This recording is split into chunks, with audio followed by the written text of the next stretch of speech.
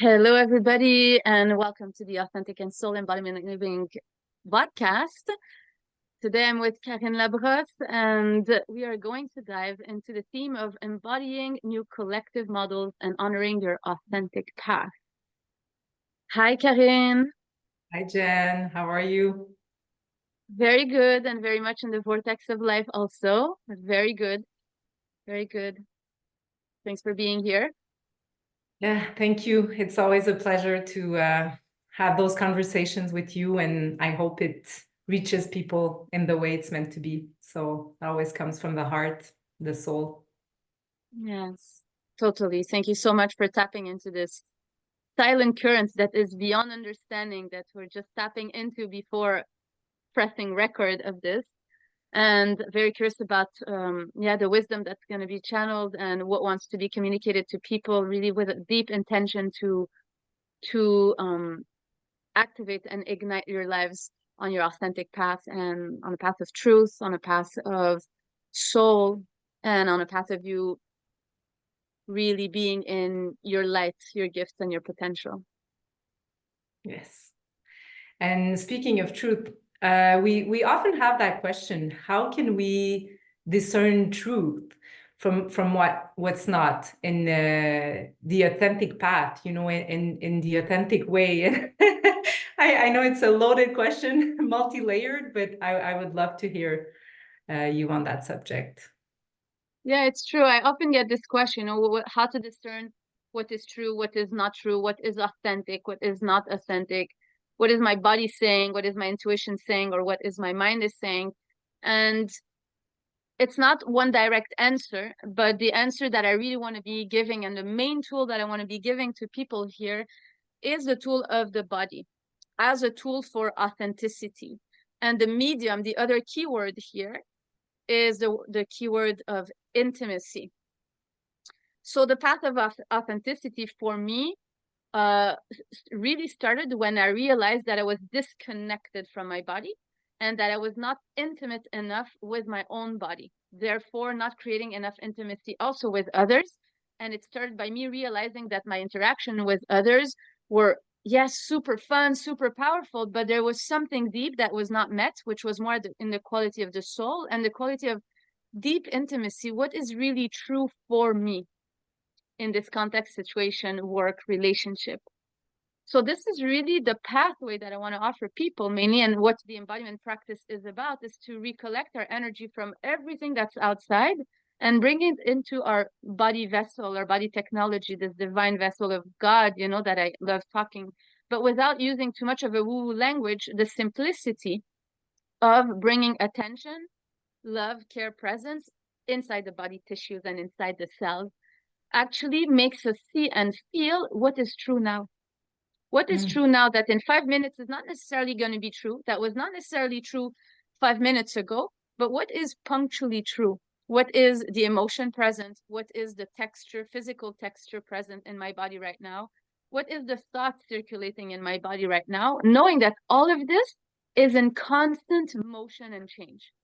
And the practice itself brings us into this space, the center of the experience, and makes us be with these motion in our body without judgment. And this is where the art is.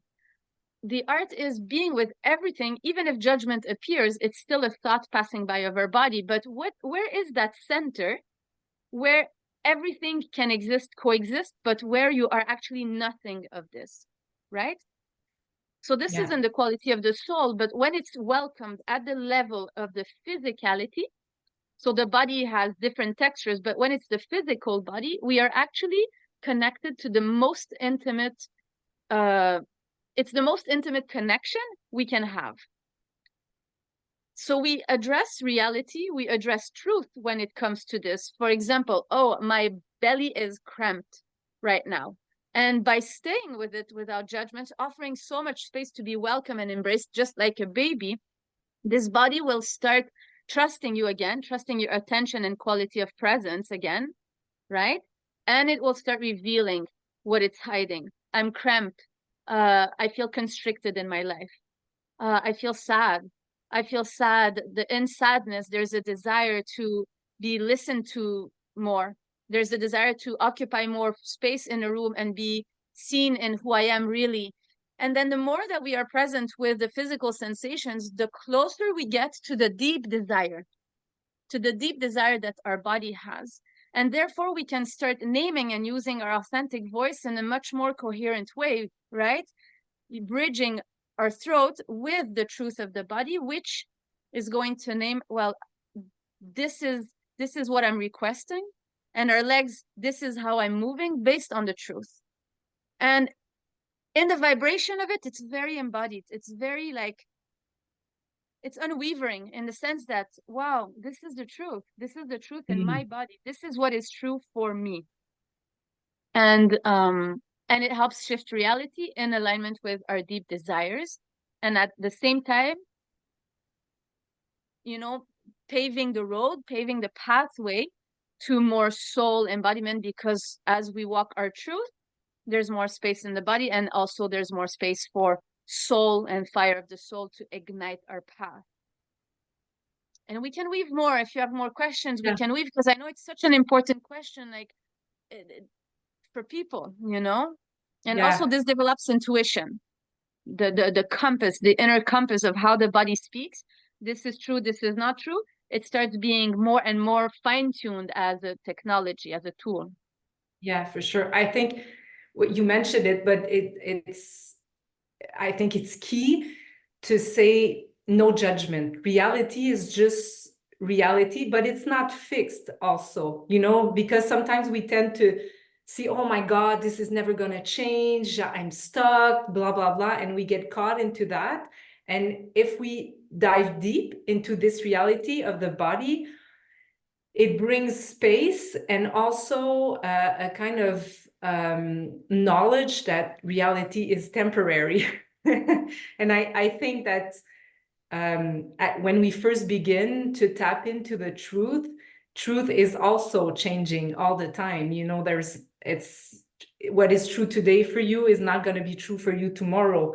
So also that notion, I think, is really important to grasp, because when you start diving into that, it's nothing is fixed anymore. This is really a creation, that relationship that we have with the body. And then when you are diving deeper into that, then you can also transport that, maybe not the right word, but translate that also into your relationship with others. The more you are clear with what's true or not, it also helps, because sometimes it's tainted. And I love that. It totally supports to create an authentic life, an authentic path. Because once you feel what's true for you, you cannot just hide it. You cannot go against it. And also the body is going to start hurting when you start going against its truth, its reality.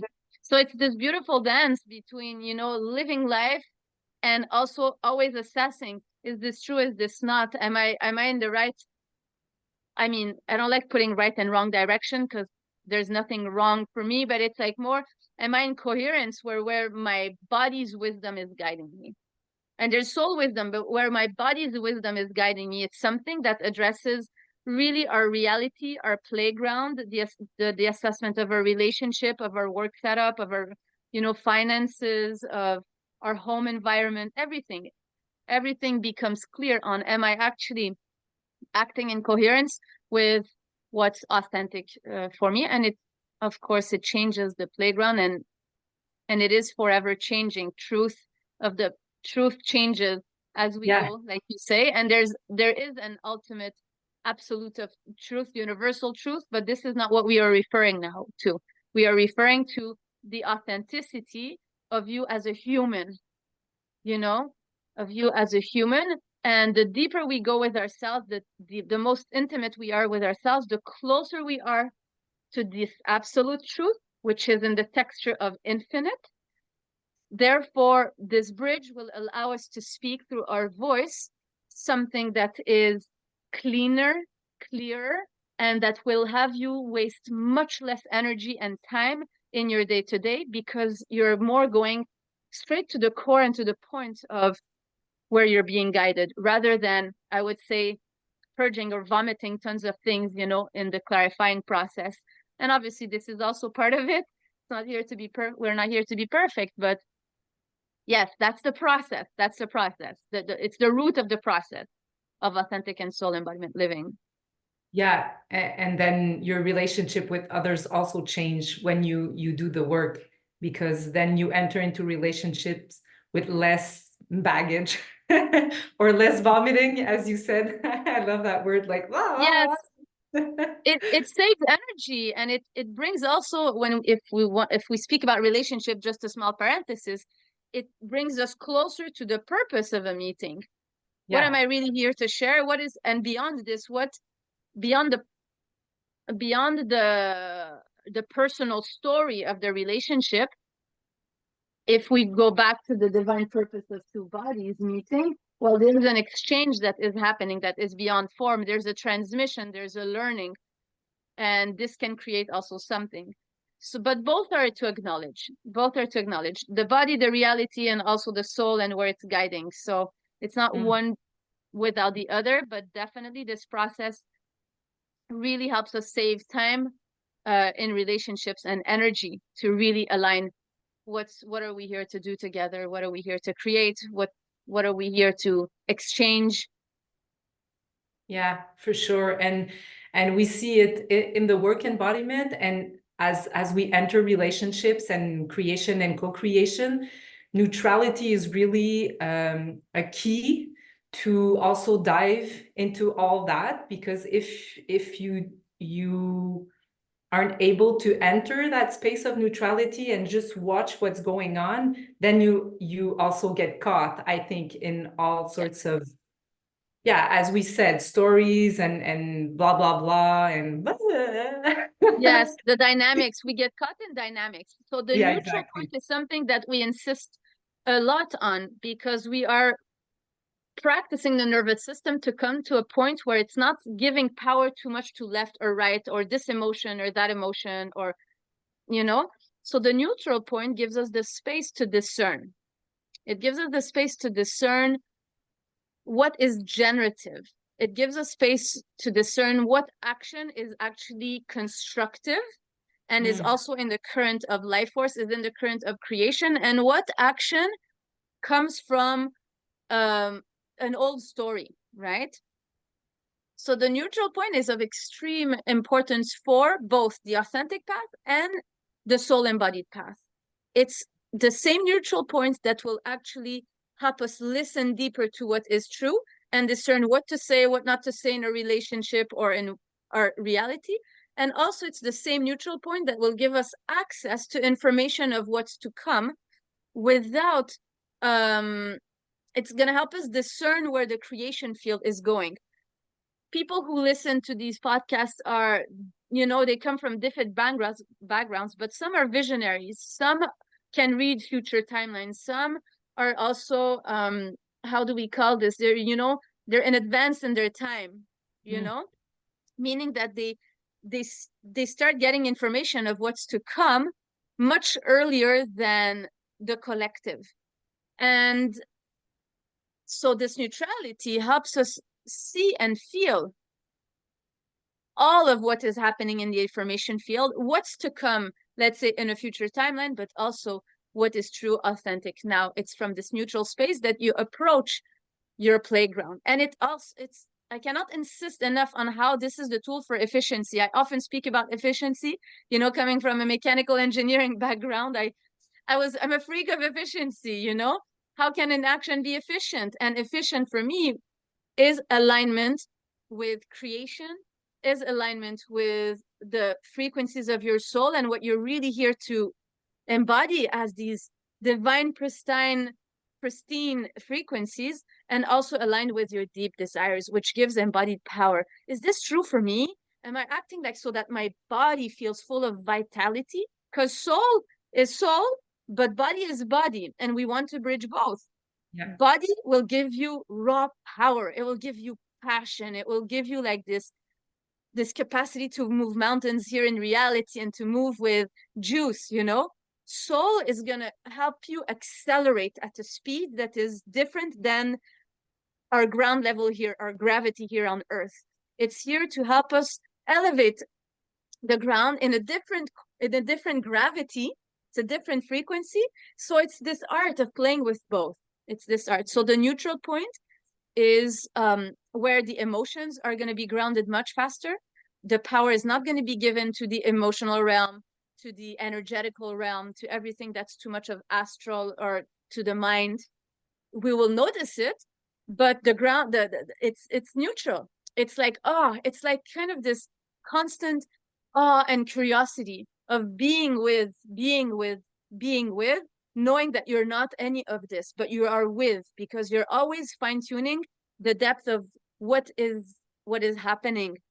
And it helps, if we bring it to a concrete level, it really helps us in yes, choosing the right life setup and being accelerated and efficient. These are the two keywords for neutrality: acceleration and efficiency with your energy.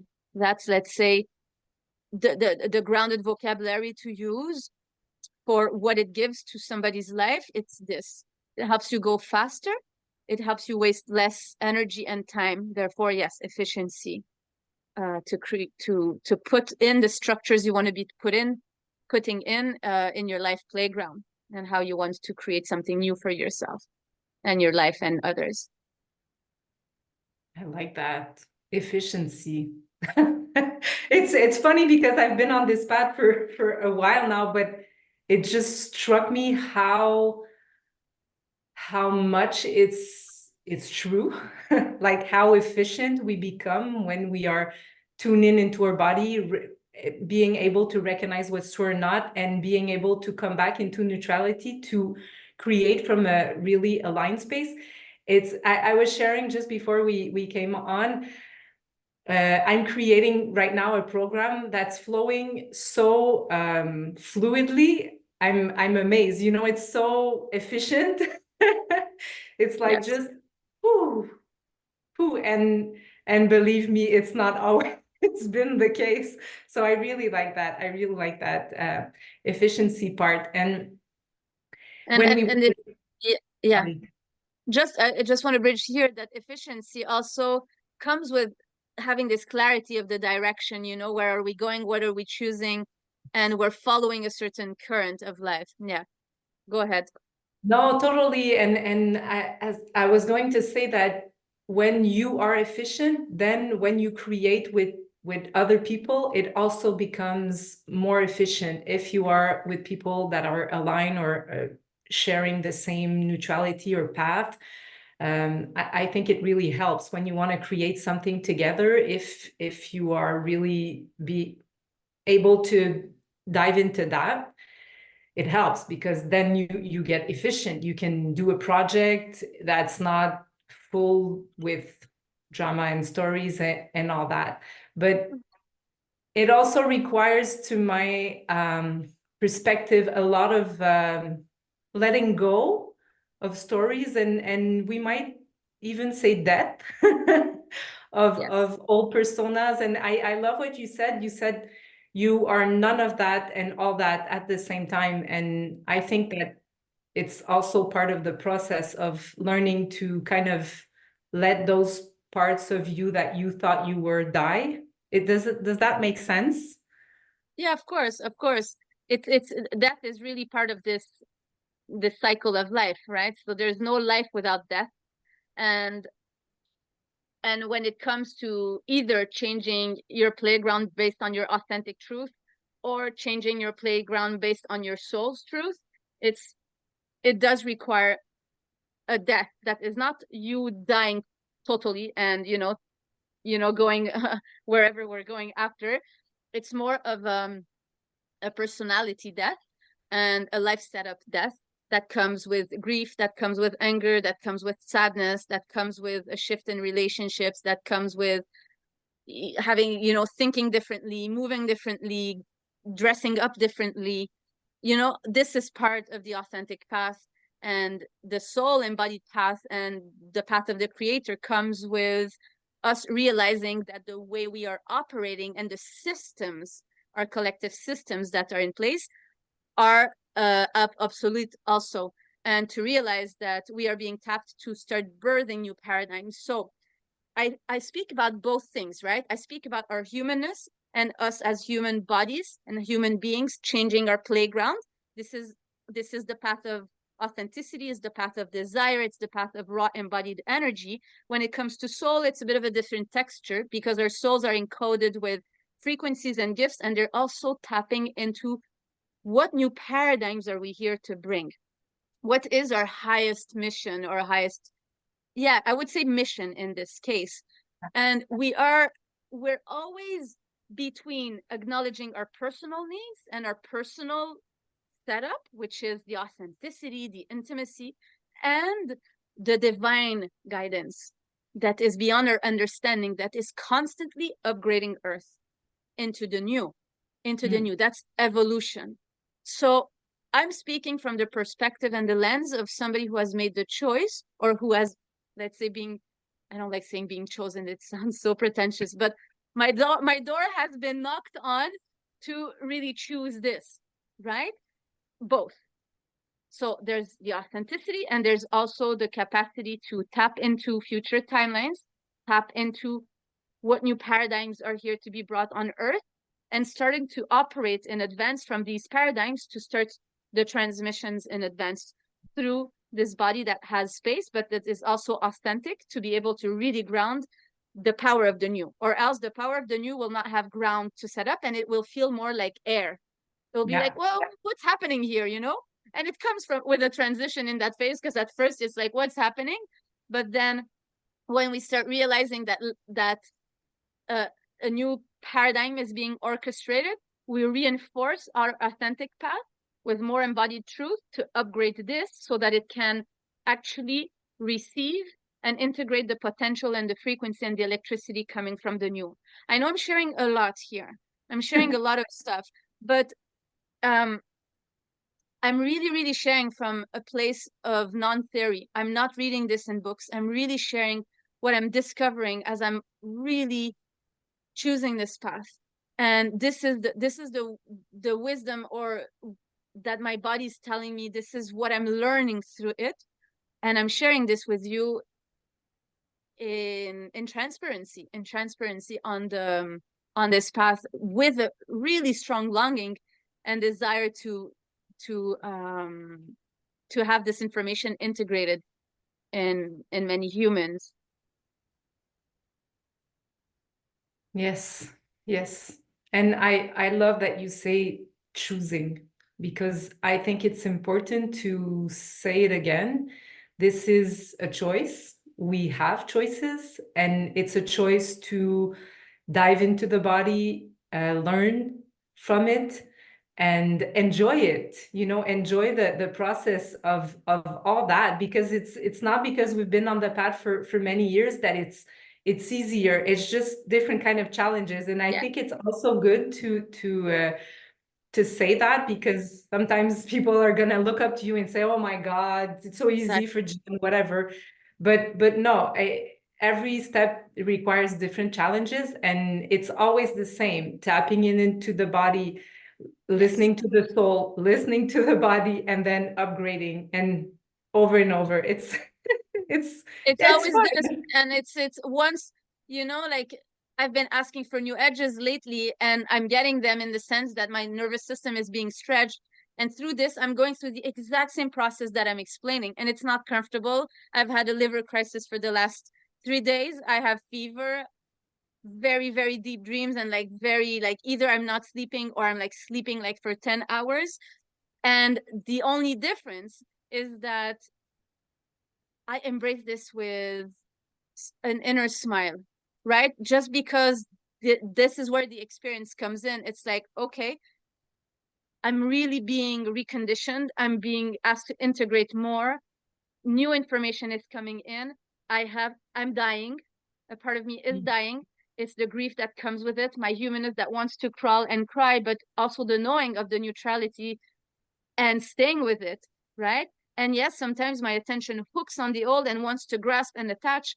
But again, the experience, this is where it comes, where it's like, it just goes faster. Like, okay, the process, surrender, let go. And then the wisdom and the clarity comes just after this. So that's the only difference, but we're all on the same path, and it's not comfortable. Like I'm speaking now, I have a huge cramp, in my right shoulder, and I'm like, oh my gosh, it's so painful.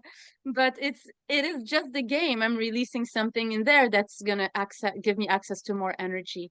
And that's the attitude. It's a shift in attitude, and it's less attachment to the old stories. When the stories hook on the mind, it means that it's still not neutral, and there's some purge that's required there, and there's still some emotions that were repressed, that were not acknowledged, that are needing to be acknowledged. And it's like the inner child work of like, come, my child, come, I'll hold you, so that you can actually have space to name the things that you were not able to name in time. So it's giving that time now, even if it's like 40 years after, right? But it's to give that time and space. That's the process. So it's both transformation, healing, and also creation and expansion. Yeah. Both. Always at the same time. Yes. Yes. Thank you, Jennifer, for that great conversation as usual. And I'm, as usual, also inviting people who want to join us on the path to reach Jennifer and see how to go about it. Totally. Reach out or look at the description of this podcast. The information is there. The links are there. There's the membership where we train every month. And there's more advanced mentorship also if you want to deepen with me on a 6 month private journey. Aho, everybody. So much love. And yeah, Thanks. thank you for listening and being here with us. Aho.